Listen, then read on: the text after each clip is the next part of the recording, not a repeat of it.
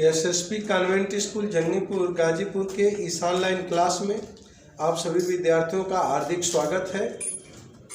Good morning to everyone. आज हम लोग ट्रांसफॉर्मेशन में जो कल पढ़े थे उसके आगे कल आपको एक नियम जो है बतलाया गया था, फिर उसके बाद जो है उससे संबंधित जो है आपको होमवर्क दिया गया था। अब आगे आज हम लोग जो है उसी के आगे अध्ययन करेंगे। देखिए, अगला नियम यह है कि यदि वाक्य का सब्जेक्ट इट है तो दैट के बाद जो हम नाउन या प्रोनाउन का प्रयोग करते हैं जिसको सब्जेक्ट के रूप में लिखते हैं वह वन या बी होता है। जैसे आप देखें इस पर, यदि वाक्य का सब्जेक्ट इट है तो दैट के बाद प्रयुक्त किए जाने वाला सब्जेक्ट वन या बी हो सकता है।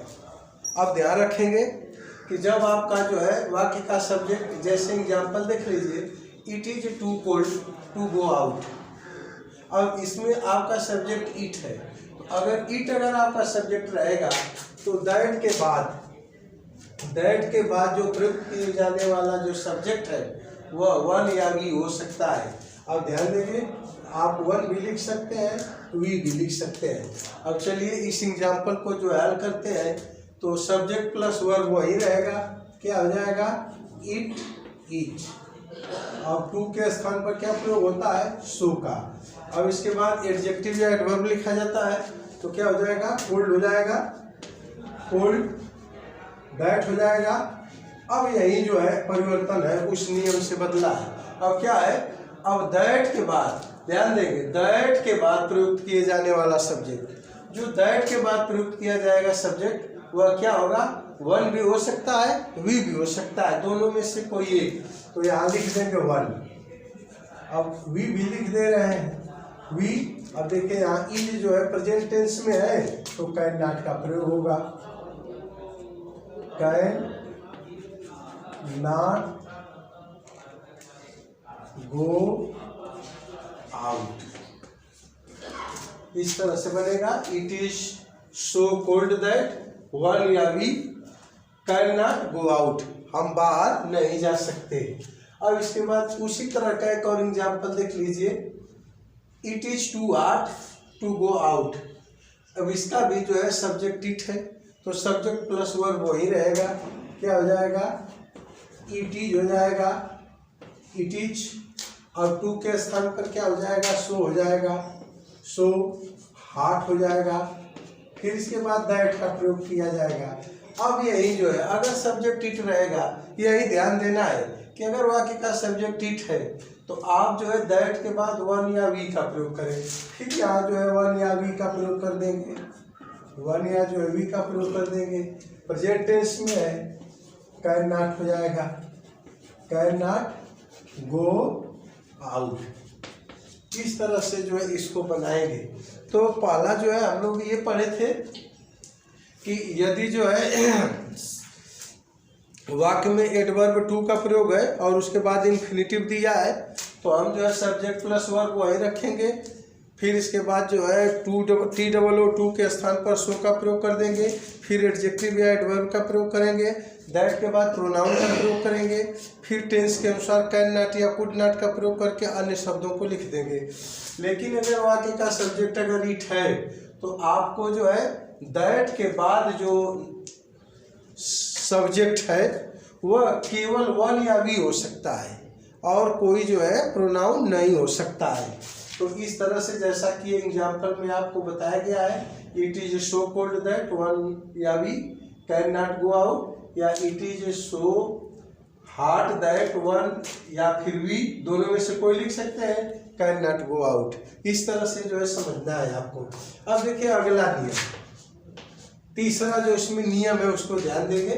यदि वाक्य का सब्जेक्ट कोई निर्जीव पदार्थ या इट है, क्या कर रहा हूँ, यदि वाक्य का सब्जेक्ट कोई निर्जीव पदार्थ या इट है तो वहाँ पर इन्फिनिटिव को पैसिव वॉइस में बना दिया जाता है। अब देखिए इन्फिनिटिव जैसे कल आपको बताया गया था, होता क्या है, टू प्लस मेन वर्ब का फर्स्ट फॉर्म। अब इसको जब पैसिव वॉइस में बनाएंगे तो टू बी हो जाएगा और क्रिया का थर्ड फॉर्म हो जाएगा। जैसे इस एग्जाम्पल को देख लीजिए, the rope is too hard to break. अब यह जो है रोप माने रस्सी होता है, यह निर्जीव पदार्थ है। अब इसको हम बनाएंगे तो क्या हो जाएगा, द रोप इज, टू की जगह सो हो जाएगा, हार्ड हो जाएगा, दैट। अब देखिए रोप रस्सी एक निर्जीव पदार्थ है, तो इसके लिए जो प्रोनाउन आएगा वह क्या हो जाएगा, इट हो जाएगा। अब पैसिव वॉइस में इन्फिनिटिव को बनाएंगे, it can not be broken, it can not be broken. इस तरह से जो इसको बनाना है, यानी जो इन्फिनिटिव है उसको पैसिव वॉइस में बनाना है, तो टू बी हो जाएगा, क्रिया का थर्ड फॉर्म हो जाएगा। इस तरह से ये बनता है। तो इसको जो है ध्यान रखेंगे कि यदि वाक्य का सब्जेक्ट कोई निर्जीव पदार्थ या फिरिट है तो वहाँ इन्फिनिटिव को पैसिव वॉइस में बदल दिया जाता है।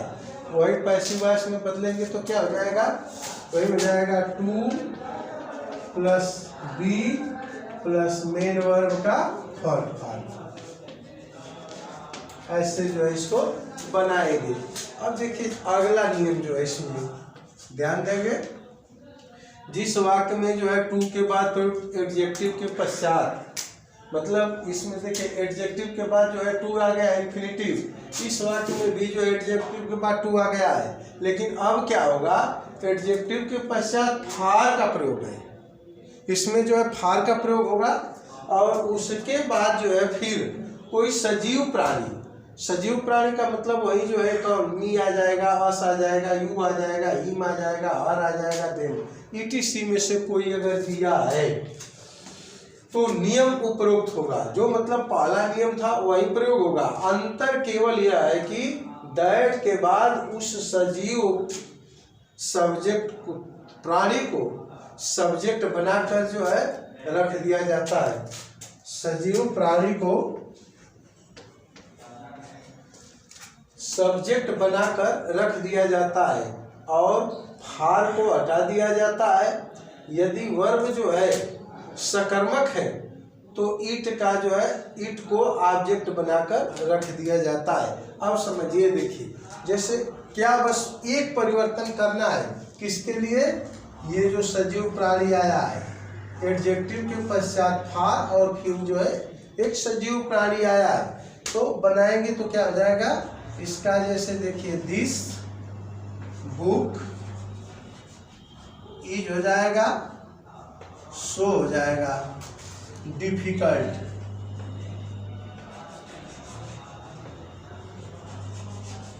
डिफिकल्ट। अब देखिए यही क्या करना है इसमें, अगर कोई सजीव प्राणी आया है तो क्या करेंगे हम, अंतर केवल यह है कि दैट के पश्चात उस सजीव प्राणी को जो है बनाकर ऑब्जेक्ट बनाकर लिख देंगे और फार को हटा देंगे। तो चलिए फार हटा दिए, अब यहाँ जो है दैट कंजक्शन हो जाएगा। अब ये जो सजीव प्राणी है मी, आप दैट के बाद इसको क्या करेंगे, सब्जेक्ट बनाकर लिख लेंगे। तो मी ऑब्जेक्ट है, सब्जेक्ट इसका क्या हो जाएगा आई। फिर जो देखिए प्रेजेंट टेंस में है तो कैन नॉट हो जाएगा, कैन नॉट अंडर स्टैंड। अब देखिए यह जो है ट्रांजिटिव वर्ब है, सकर्मक क्रिया है, इसलिए यहाँ जो है इट का प्रयोग ऑब्जेक्ट के लिए कर देंगे।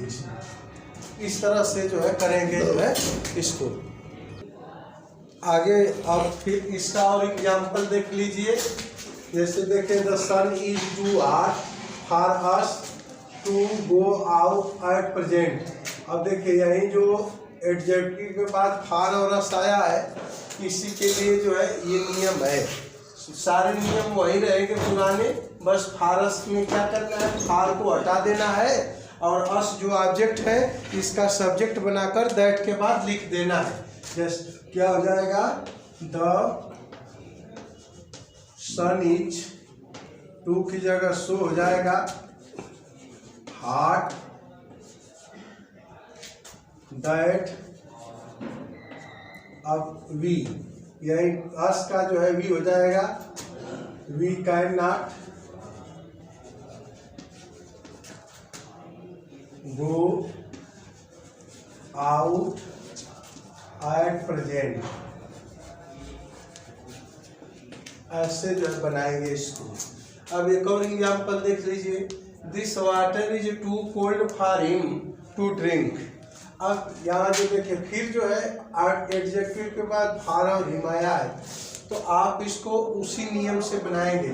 क्या हो जाएगा, this water is so cold that, अब हिम को यहाँ जो है ही कर लेंगे, ही कैन नॉट ड्रिंक। अब इट हो जाएगा। इट क्यों हुआ है, क्योंकि ये जो हमारा जो सब्जेक्ट है वह निर्जीव पदार्थ है। तो जब निर्जीव पदार्थ रहेगा और क्रिया ट्रांजिटिव रहेगी तो उसके लिए हम इट का प्रयोग कर लेंगे। अब आपके लिए homework, she is too poor to buy this dress, the tree is too strong to cut down, it is too difficult to understand, this poem is too difficult to explain, I am too old to learn new ways. इसको आप जो है कर लेंगे। Thank you very much.